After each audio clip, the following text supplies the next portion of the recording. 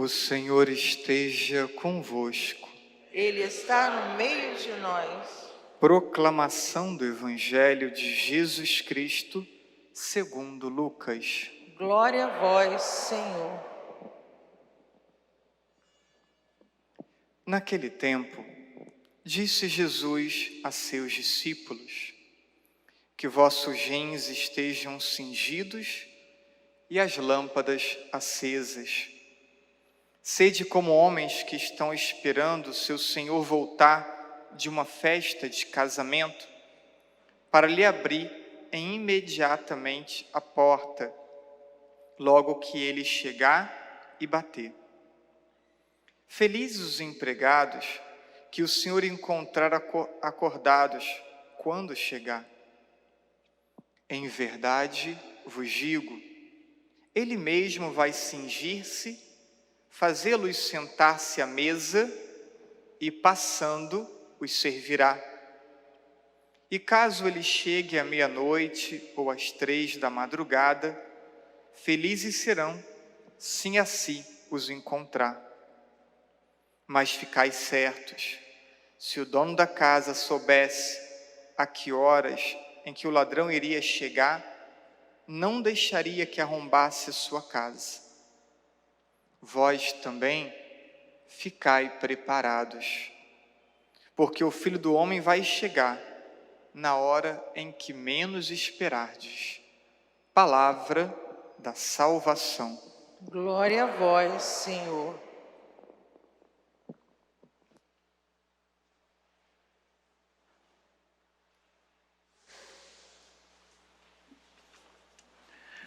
Felizes os empregados que o Senhor encontrar acordados quando chegar.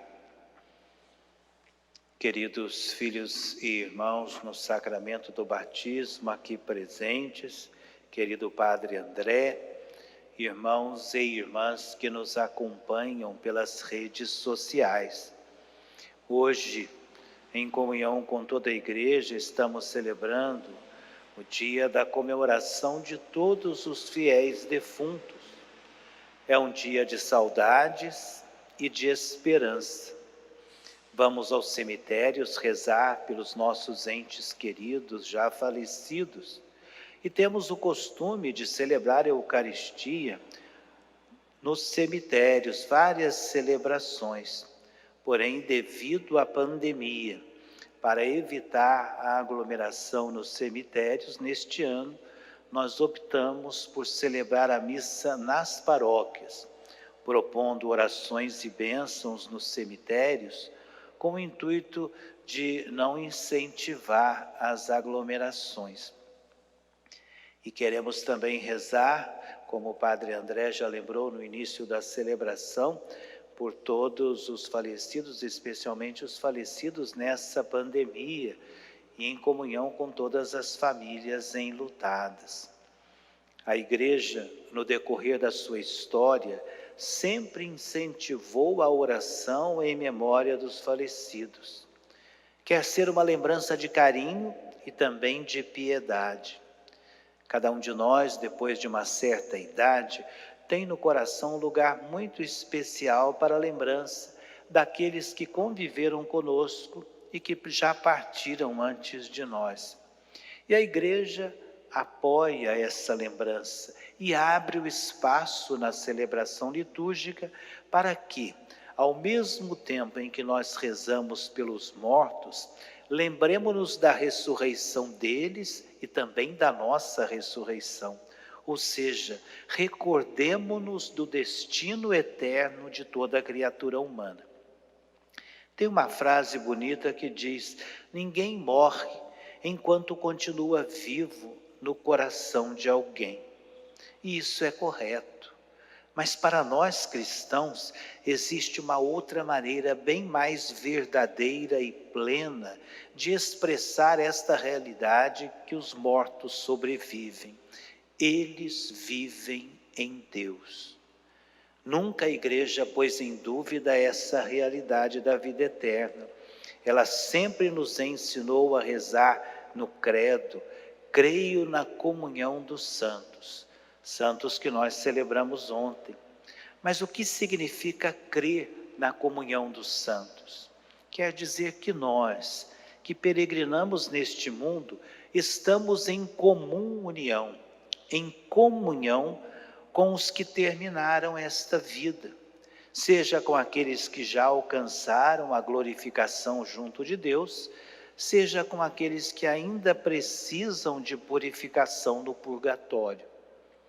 E o Concílio Vaticano II, no seu documento sobre a Igreja, diz textualmente: a união dos que estão na terra com os irmãos que descansam na paz de Cristo, de maneira nenhuma se interrompe.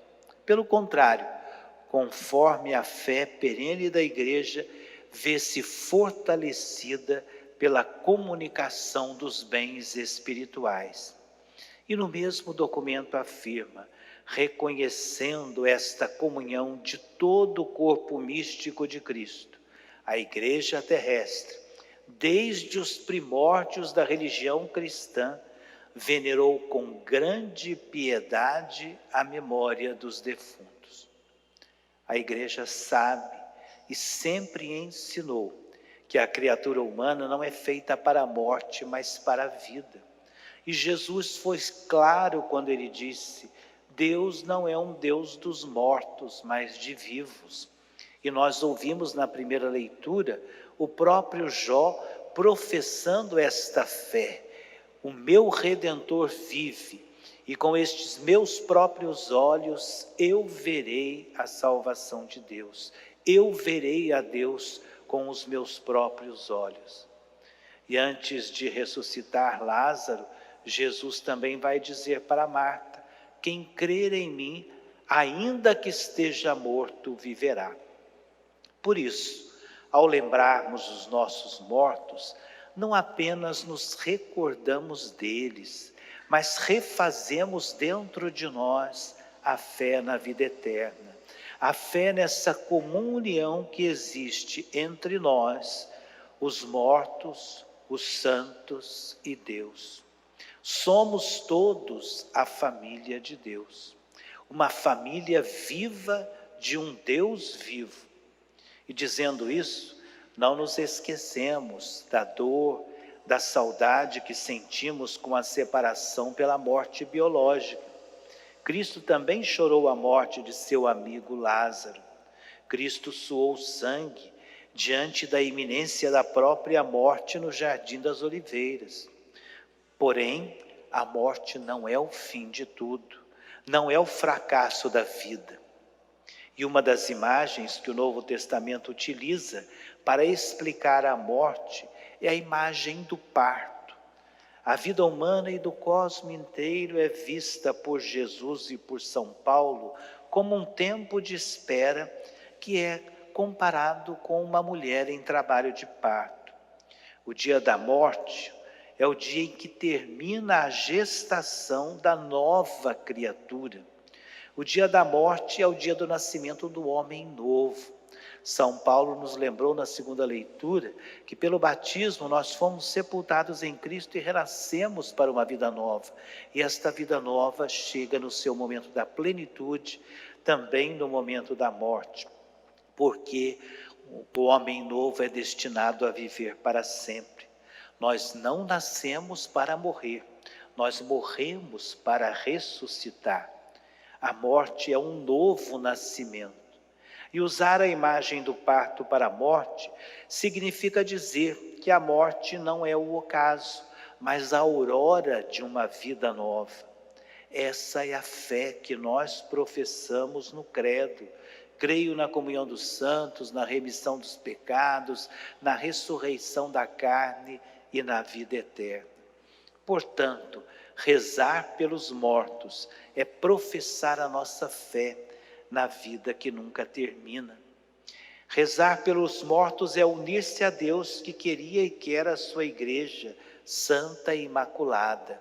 Por isso a necessidade da vigilância que Jesus nos lembrou no Evangelho. Felizes os empregados que esperam o seu Senhor chegar de uma festa de casamento, porque se ele os encontrar acordados, ele mesmo vai servi-los. E no final ele vai dizer: ficai preparados, porque na hora em que menos pensardes, o Filho do Homem virá. Rezar pelos mortos é também crer no ensinamento de São Paulo: se morremos com Cristo, com Ele ressuscitaremos. É admitir um estado de purificação que nós chamamos de purgatório. Rezar pelos mortos é professar que temos uma única vida, e esta única vida deve ser vivida à luz do amor de Deus. Rezar pelos mortos é confiar a vida de nossos entes queridos já falecidos aos cuidados de Deus. E é com esta certeza de fé na vida eterna que a Igreja também, no convite a rezarmos pelos mortos, nos chama a alcançar a graça da indulgência plenária em favor de um irmão ou irmã que está no purgatório nesse estágio de purificação. Por isso, a Igreja sempre ensinou, e na sua orientação sobre as indulgências plenárias aplicadas às almas do purgatório, a Igreja ensina, segundo a norma existente, que as pessoas que visitam o cemitério do dia 1º ao dia 8 de novembro, rezam pelos defuntos, podem alcançar a graça da indulgência plenária para um fiel defunto, cumprindo as exigências da confissão sacramental, a comunhão eucarística, a oração do credo e também rezar nas intenções do Santo Padre o Papa. E neste ano, devido à pandemia, a orientação que nos veio de Roma ampliou esse período de 1 a 8 de novembro, para todos os dias do mês de novembro, desde ontem até o final do mês de novembro. Quem visitar o cemitério, cumprindo essas exigências que são apresentadas para alcançar a indulgência plenária em favor de um irmão falecido, também poderão, escolhendo o dia, alcançar essa graça. E no dia 2 de novembro, que é o dia em que nós rezamos por todos os fiéis defuntos, esta graça também pode ser alcançada por uma visita a uma igreja ou uma capela. Nós já estamos aqui na igreja e vamos, depois desta reflexão, rezar o credo, já nessa intenção também para alcançarmos a graça da indulgência para um irmão falecido. E vamos rezar no final nas intenções do Papa, né? Participando da comunhão, tendo nos confessado recentemente, podemos alcançar essa graça.